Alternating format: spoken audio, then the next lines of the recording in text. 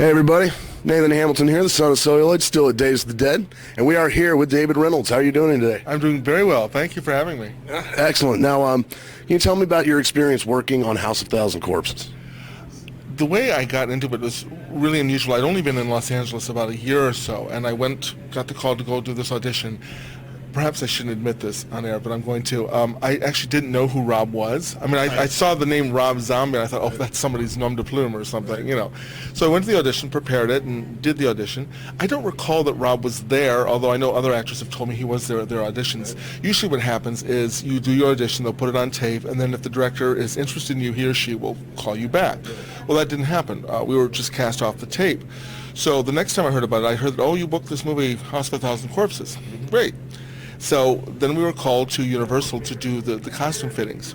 And I remember going in and going like, oh, this is so cool, I'm going to Universal, this is my dream, whatever. And I'm walking into the costume fitting, and there's this man there with these long dreadlocks and these monster sleeve tattoos, which were very impressive. And I thought, well, this is kind of an unusual individual. And the next thing I know that we're trying on different things, and he's saying, okay, that looks great. No, try this. Let's try this combination, whatever. And I thought it was a costume designer. I mean, he may have just assumed, because he assumed I was smart, that I would know who he was. And anyway, we got through the costume fitting, and Chad Bannon, who was the other guy, the robber in the scene with me, said as we were walking out, you know who that is, don't you? And I said, no. He goes, oh, that's Rob Zombie. I was like, oh. So I apologize, Rob. I'm admitting this after all these years. I didn't know who you were. I'm sorry. Get the dirt here, Son of Celluloid. Got to give you something here. So anyway. We'll make sure Rob sees this.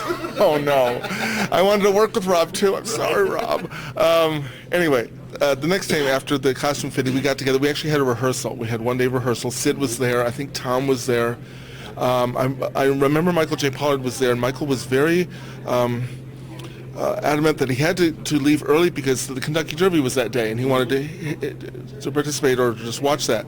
So we did the rehearsal, and Rob let us improvise the scene a lot. I know yesterday at the conference, some of the actors said, oh no, Rob was very much, you have to stick to the script, and at least with the scenes that I did with him, that was not the case. There was a whole scene actually between Chad and me that I don't believe made the final cut or the final DVD, because I remember we filmed it, but we were going to go back and do the sound because something was wrong with the sound, and that didn't happen.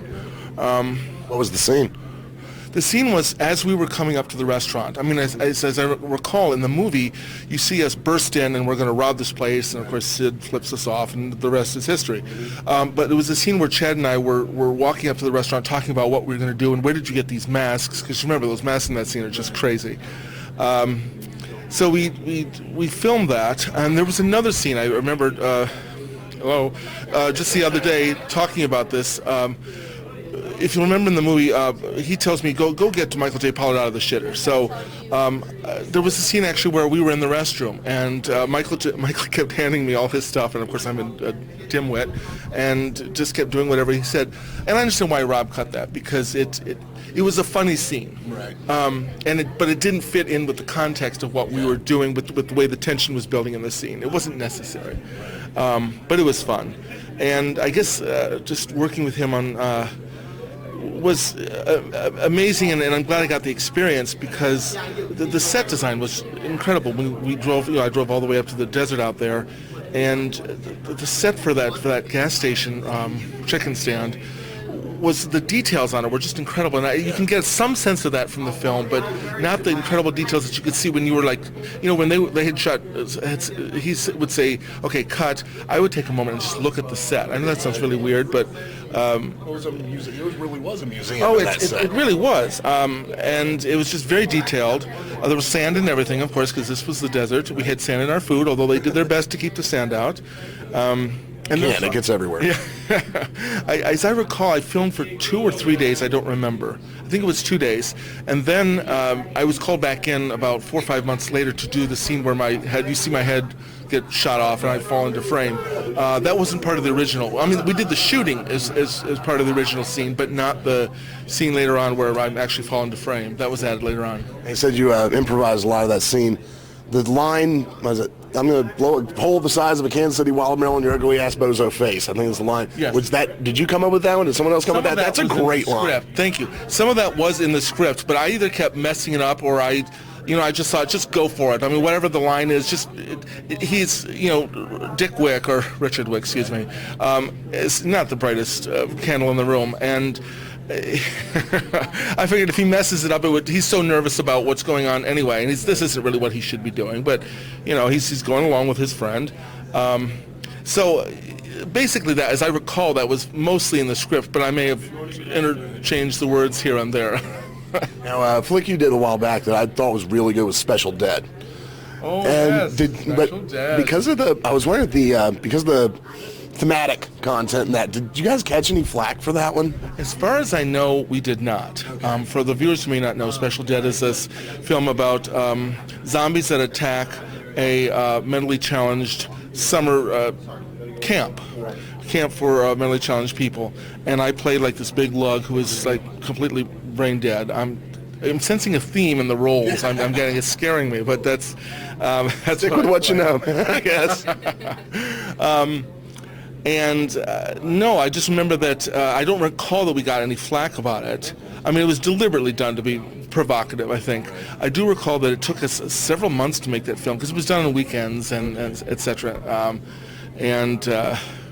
That was fun, if challenging to do, because the makeup was a real challenge, and we were way up on top of a mountain, and so we weren't really near any place that could make you comfortable, and this was extremely low budget filmmaking. So I guess I'm kind of remembering that it was fun, but perhaps not the most fun I've had in a film. There was a lot of challenges to it. Now, the movie that had to have a lot of challenges, but also had to be kind of cool, was going to Morocco to film Hills Have Eyes too. Yes. I got to go to Morocco for 7 weeks for that. I had a choice. I could fly to Morocco, shoot my scenes, go back to the U.S., and then come back. And I thought, look, how many times do you get to go to Morocco? Right. So I stayed there for 7 weeks. That was kind of a weird sort of thing. I had auditioned for and got a callback for the first one, but I didn't get it. If viewers remember, I wasn't in that film. And then the next year, a friend of mine, out of the blue, sent me an email saying, hey, they're having auditions for this. Did you know about this? And I didn't.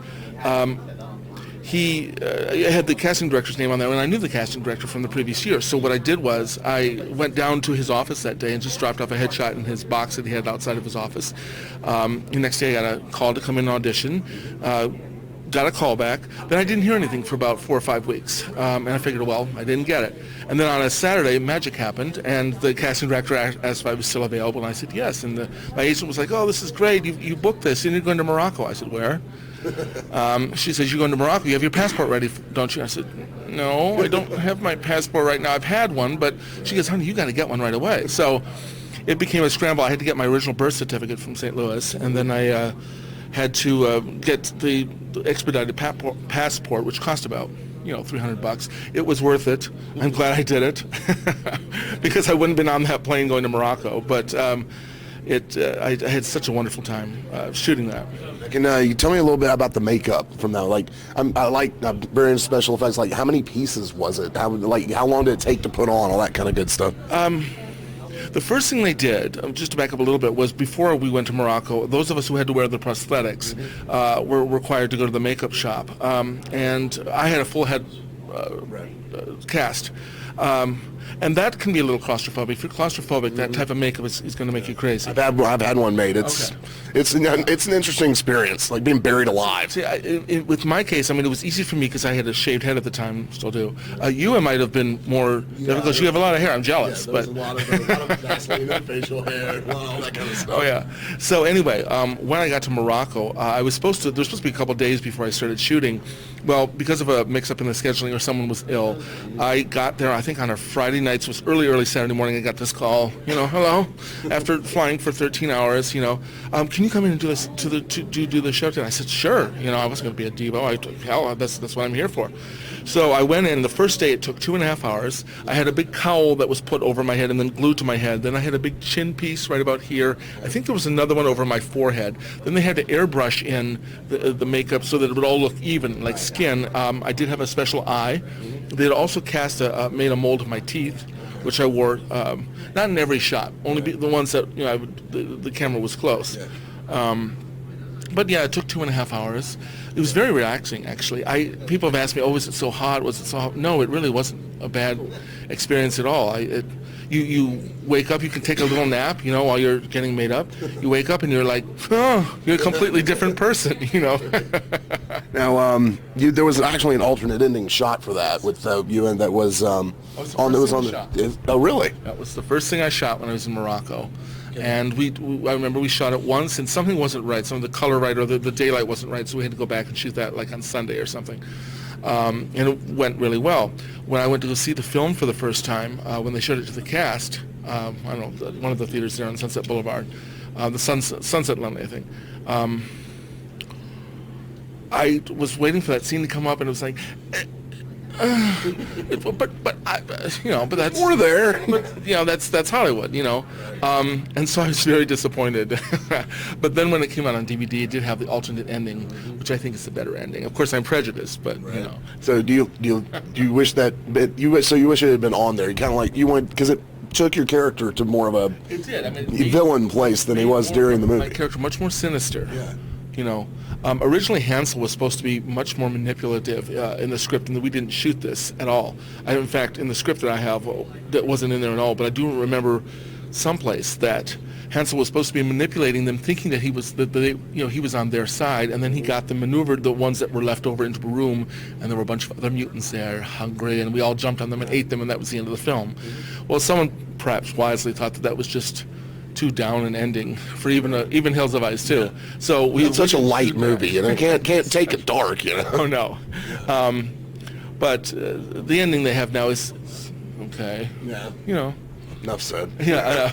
Now, one project I'm working on this year, I'm going through and doing a episode-by-episode review of Freddy's Nightmares. Okay. I was wondering if any remembrances you have of the Art of Death episode. I don't remember very much about it because that was so long ago, and I remember I had to go in and it was somebody else was cast in that role, and then I was asked to go in and do it at the last second.